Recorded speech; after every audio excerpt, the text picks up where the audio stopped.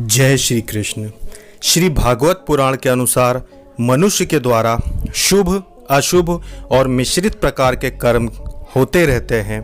इन कर्मों के फलस्वरूप ही मनुष्य को जीवन में सुख और दुख का अनुभव होता है। कभी तो मनुष्य बहुत दुखी हो जाता है, उसे परिवार के सदस्यों से मिलना और बिछड़ना पड़ता है, चाहे सदस्य कहीं और चले जाएं, चाहे मृत्यु हो जाए। ऐसे ही जीवन में मित्रों, दोस्तों का मिलना और फिर बिछड़ना होता है, प्रेम का मिलना और फिर प्रेम का छूट जाना होता है। इस प्रकार यह सारी क्रियाएं होती रहती हैं। सुख और दुख को अनुभव करने के लिए 6 दरवाजे होते हैं, जो कि महामाया की शक्तियां होती हैं। सबसे प्रमुख होता है मन, और मन के बाद होती है 5 ज्ञानेंद्रियां।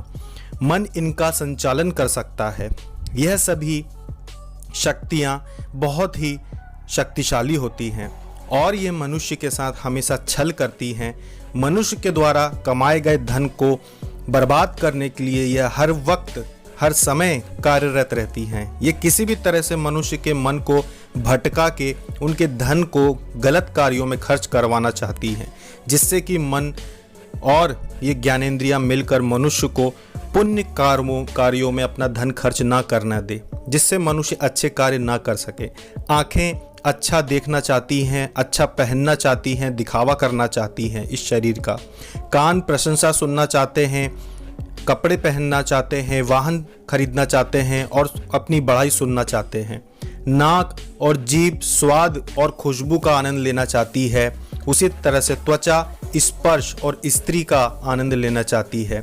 मन इन सबसे ऊपर होता है, जो कि इन ज्ञानेंद्रियों को नियंत्रित करता है और गलत मार्ग में ही लेकर जाता है।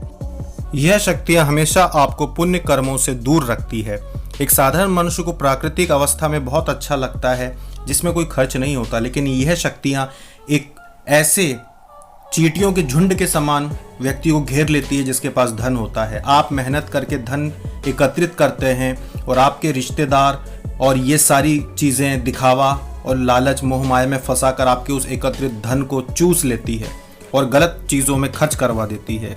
जिस मनुष्य के पास धन होता है, ये सभी चीज़ें उसे बर्बाद कर देती हैं। इसीलिए मनुष्य को अपना ध्यान इधर उधर भटकाने की बजाय अध्यात्म से जोड़ते हुए सिर्फ और सिर्फ अपने कर्मों पर लगाना चाहिए कि किसी भी तरह से व्यर्थ का जीवन बर्बाद न करके स्वयं को शांति रूप से अपना जीवन बिताना चाहिए। इस बात का विशेष ध्यान रखना चाहिए कि यह जो शक्तियां हैं, मन, आँख, कान, नाक, जीभ, त्वचा, ये आपको सिर्फ और सिर्फ बर्बाद करती हैं। इनके लालच में, इनके आकर्षण में न जाएं, बल्कि स्वयं की बुद्धि और विवेक का उपयोग करके प्रकृति का आनंद लें। ऐसी वो सभी चीज़ें जिनमें कोई धन खर्च नहीं होता, हमेशा आपको मनमोहक आनंद देती है और यही वास्तविक आनंद होता है। जो मनुष्य अपने जीवन में इन बातों का ध्यान रखता है, वह मनुष्य मोक्ष और अध्यात्म के मार्ग पे बहुत ही उन्नति करता है। इसी से लिए पूर्व के समय में लोगों के द्वारा बहुत ही कम धन का खर्च किया जाता था और अधिकतर धन का संचय किया जाता था। यदि आपको हमारा वीडियो पसंद आया है तो हमारे चैनल को सब्सक्राइब भी कर लीजिए। जय श्री कृष्णा।